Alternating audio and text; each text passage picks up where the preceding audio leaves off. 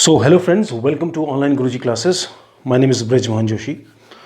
तो I hope आपकी RRB, NTPC और ग्रुप डी की तैयारी बिल्कुल दुरुस्त चल रही होगी। और आज थर्सडे है, तो आज रात 12 बजे तक हमारा जो मॉक टेस्ट है उसका लिंक आपका अवेलेबल रहेगा। तो जिन लोगों ने अभी तक टेस्ट नहीं दिया है, प्लीज़ एक बार टेस्ट दे के अपना स्कोर चेक करें और हमें बताएं। अपार्ट फ्रॉम दैट, उसी लिंक पे क्लिक करके आपको करंट अफेयर्स और स्टैटिक जीके का मटेरियल भी मिल जाएगा। ठीक है, तो दोस्तों आज जो हम लोग बात करेंगे, जो इम्पोर्टेंट बात है आरआरबी, एनटीपीसी और ग्रुप डी को लेकर, तो इसको बहुत ध्यान से आप सुनिए। 10 मिनट का ये लेक्चर रहेगा और आपके लिए काफ़ी हेल्पफुल रहेंगे ये 10 मिनट। किसी का भी टाइम वेस्ट नहीं होगा और एक सही गाइडेंस आप लोगों को मिलेगी। तो हमारे बायोलॉजी के लेक्चर्स रेगुलर आ रहे हैं, हमने नर्वस सिस्टम तक कर लिया है। तो आज आप लोगों के पास हार्मोन यानी कि एंडोक्राइन सिस्टम का लेक्चर शाम को अपलोड हो जाएगा। अगर शाम को नहीं हो पाया तो दिन में, मतलब कल मॉर्निंग तक अपलोड हो जाएगा। तो उसकी आप लोग बिल्कुल भी टेंशन मत लेना, ठीक है। जब हमने कमिटमेंट किया है कि हम पूरा करवाएंगे साइंस, तो पूरा करवाएंगे और जनरल स्टडीज़ जहाँ तक हो सकेगा वो भी करेंगे हम लोग, ठीक है। वो थोड़े से नेटवर्क इश्यूज़ हो रहे हैं यहाँ पर उत्तराखंड में, तो जिस एरिया में हम लोग रहते हैं, तो इस वजह से थोड़ा सा कभी कभी हो जाता है, ठीक है। चलिए, तो आज मैं आपको बताता हूँ कि आरआरबी, एनटीपीसी की तैयारी करने के लिए आपको प्रीवियस पेपर्स करने चाहिए या नहीं करने चाहिए। क्लियर है कि नहीं है? तो देखिए, मैं पहली बात तो यही कहूँगा कि प्रीवियस ईयर पेपर पे ही रिलाय रहना सबसे बड़ी बेवकूफ़ी है। क्लियर? और प्रीवियस ईयर पेपर्स को इग्नोर करना भी सबसे बड़ी बेवकूफ़ी है। रिलाई मतलब आप सिर्फ प्रीवियस ईयर पेपर पे अगर डिपेंड रहते हैं तो आप बहुत बड़े बेवकूफ़ हैं, और अगर आप प्रीवियस ईयर पेपर नहीं करके जाते हैं तब भी आप बेवकूफ़ हैं। कहने का मतलब क्या है? आपको क्या रास्ता चुनना है? आपने अपनी तैयारी भी करनी है, थ्योरी भी पढ़नी है ढंग से, प्रैक्टिस भी करनी है, लेकिन प्रीवियस ईयर पेपर को भी देखना है। क्योंकि प्रीवियस ईयर पेपर देख के क्या होता है, आपको एक आइडिया लग जाता है कि किस टॉपिक से सवाल कैसे पूछे जाते हैं और मुझे किस लेवल का पढ़ना चाहिए। तो आरआरबी, एनटीपीसी के प्रीवियस ईयर पेपर्स तो आप सब लोग कर ही रहे होंगे और हर कोई वही बताएगा। आज मैं कुछ इससे अलग आपको बताने जा रहा हूं, जहां से आपकी काफ़ी अच्छी प्रैक्टिस हो सकती है। क्लियर? और वो क्या है? वो है एसएससी सीजीएल के क्वेश्चन बैंक। ठीक है ना? आप देखिए, जो एसएससी सीजीएल का टियर 1 है, उसके अंदर जीएस भी आती है, उसके अंदर मैथ्स भी आता है, उसके अंदर रीजनिंग भी आती है। उसमें इंग्लिश आपको नहीं करनी है टियर 1 में, ठीक है। तो एक बार आप टियर 1 के जीएस, रीजनिंग का तो पूरे के पूरे पेपर सॉल्व करके जाएं, पूरा वही पैटर्न रहेगा।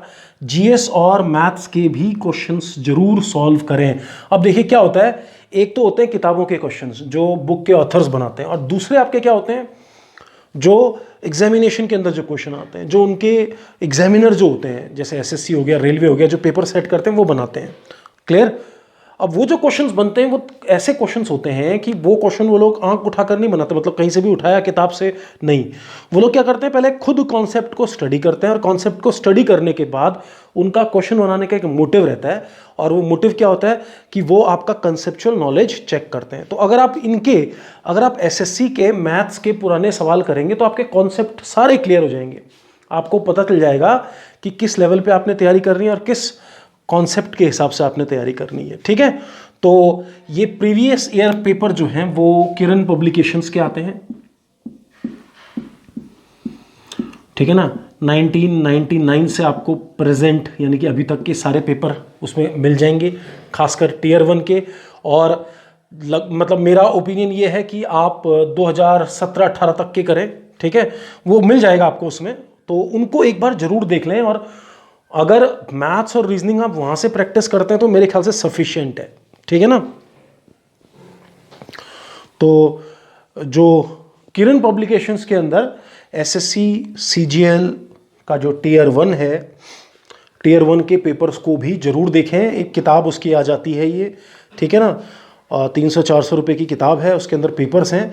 अब आपने क्या करना है, सबसे पहले उसमें से देखो एसएससी की सबसे, अगर देखो साइंस अगर आपकी तकलीफ़ है, आपको ऐसा लगता है कि सर साइंस में एनसीईआरटीज़ में, लूसेंट में, बहुत सारे बच्चे बोलते हैं कि सर जो एनसीईआरटी में आता है, जो लूसेंट के अंदर आता है साइंस का, तो वो कहीं पर भी नहीं मिलता उसका मटेरियल, उसको नहीं पढ़ाया जाता है कहीं पर भी, और बड़ी दिक्कत होती है। ठीक है, तो आप एसएससी के पुराने साइंस के पेपर कर लें, आपका लगभग टॉपिक सारे तैयार हो जाएंगे उसमें से। ठीक है ना। और एसएससी में भी यही है, साइंस का वेटेज काफ़ी ज़्यादा रहता है। तो पहले तो जीएस के, रीजनिंग के 50-50 सवाल आते थे टियर 1 में, अभी प्रेजेंट का तो मुझे उतना आइडिया नहीं है। तो आप देखिए उसमें 50 क्वेश्चंस में से कम 20 क्वेश्चंस तक साइंस के रहते हैं। ठीक है, तो अगर आप इतने सारे क्वेश्चंस करके जाओगे तो आपको एक आइडिया हो जाएगा कि क्वेश्चन कहाँ से आते हैं, और हो सकता है वही क्वेश्चन रिपीट हो जाते हैं आपके एग्जाम्स में कई बार। क्योंकि देखो ना, आप थोड़ा डेटा एनालिटिकल टेक्निक को समझो कि सवाल बनाएगा कहाँ से एग्जामिनर, नया सवाल कैसे बना सकता है, करंट का नया सवाल बन सकता है। साइंस में, हिस्ट्री में, पॉलिटी में, इकोनॉमी में, जो इनकी थ्योरेटिकल जो सब्जेक्ट्स हैं, इनके अंदर नए क्वेश्चंस बन ही नहीं सकते। आप एक टॉपिक को लिख लीजिए, उस टॉपिक के बारे में सोचिए, तो कितने सवाल बन जाएंगे ज़्यादा से ज़्यादा। मतलब एक लिमिट ऐसी होती है कि सवाल बनने बंद हो जाते हैं, रिपीट होने शुरू हो जाते हैं। अच्छा, बहुत सारे लोग बोलते हैं कि जैसे आईएएस में क्वेश्चन रिपीट नहीं होता। आईएएस में भी वही है, टॉपिक्स वही हैं, वो उसके आसपास घुमा फिरा के स्टेटमेंट, अजम्पशन, इस तरह के वो क्वेश्चन बना के तब नया परोसते हैं माल। नहीं तो सब कुछ वही बासी माल रहता है हर एग्जाम के अंदर, जनरल स्टडीज़ में। ठीक है, और यहाँ पर तो क्या है, आईएएस में तो चलो वो थोड़ा घुमा के पूछ देता है, स्टेटमेंट दे देता है। यहाँ पर तो बिल्कुल ऑब्जेक्टिव क्वेश्चन है, यानी कि 1 वर्ड टाइप का आंसर है उसका, तो कहाँ से घुमाएगा वो। ठीक है, तो अगर आप इसके साइंस के सारे क्वेश्चन करके जाएंगे तो आपको टॉपिक सारे पता चल जाएंगे उसमें, क्लियर, और एक आदत बन जाती है, तो क्वेश्चंस आपके कभी भी गलत नहीं होंगे। तो इस बात का जरूर ध्यान रखें। स्क्रीन पे आप देख सकते हैं RRB, NTPC previous year paper, ठीक है ना। और आपको कहाँ से कहाँ तक करने हैं, वो आपको करने हैं किरण पब्लिकेशंस के बुक ले लीजिए 1999 से प्रेजेंट तक। ठीक है, इस क्वेश्चन बैंक को कर लीजिए। आपको यहाँ पर रीजनिंग में, मैथ्स में, जनरल स्टडीज में क्वेश्चंस नहीं, बिल्कुल जेम्स मिलेंगे, हीरे मिलेंगे। ठीक है ना। तो आरआरबी, एनटीपीसी आप लोग कर ही रहे हैं, वो तो करते ही हैं, इसको भी एक बार जरूर करके जाएं। और हो सकता है कि आगे जब एसएससी का फॉर्म आएगा तो आपके लिए काफ़ी हेल्पफुल रहेगा। अपार्ट फ्रॉम दैट, अगले साल से जो नेशनल रिक्रूटिंग एजेंसी है, अगर वो सीईटी करवाती है, तो मैंने आपको पहले बताया सीईटी में ये 3 चीज़ें ही रहने वाली हैं, जीएस, मैथ्स और रीजनिंग। ठीक है, उसके अंदर इंग्लिश भी होगा, लेकिन मुझे लगता है कि रेलवे की वजह से इंग्लिश हो सकता है, जिन एग्जाम्स में इंग्लिश ना आती हो वहाँ के लिए इंग्लिश ऑप्शनल हो। ठीक है, तो ये सब चीज़ें वहाँ पे आप देख लीजिए, आपको वहाँ पर भी हेल्पफुल करेगा। और जितने भी टॉपिक्स हैं आपके, क्लियर, जो टॉपिक्स आपको, जैसे आप साइंस पढ़ेंगे तो साइंस में आप देखेंगे अलग अलग डाइजेस्टिव सिस्टम से आपको टॉपिक मिल जाएगा। अच्छा, कुछ ऐसे टॉपिक्स होते हैं जो किसी भी सिस्टम, जो मिसलेनियस इन्फॉर्मेशन होती है, जैसे कि कौन सी ऐसी चिड़ियाँ हैं जिसके दांत होते हैं, कौन सा ऐसा स्तनपाई जानवर है जो अंडे देता है, यानी कि कौन सा ऐसा मैमल है विच ले एग्स, इस तरह के जो ट्रिवियल इन्फॉर्मेशन है साइंस के अंदर। ठीक है, हमारी बॉडी का कौन सा ऐसा पार्ट है जिसको आप नाइफ से कट करोगे तो पेन नहीं होगा, इस तरह के जो ट्रिवियल क्वेश्चंस हैं, ठीक है, वो आपको सब प्रीवियस ईयर पेपर करके मिल जाएंगे। तो उनको सॉल्व करिए, उनको देखिए।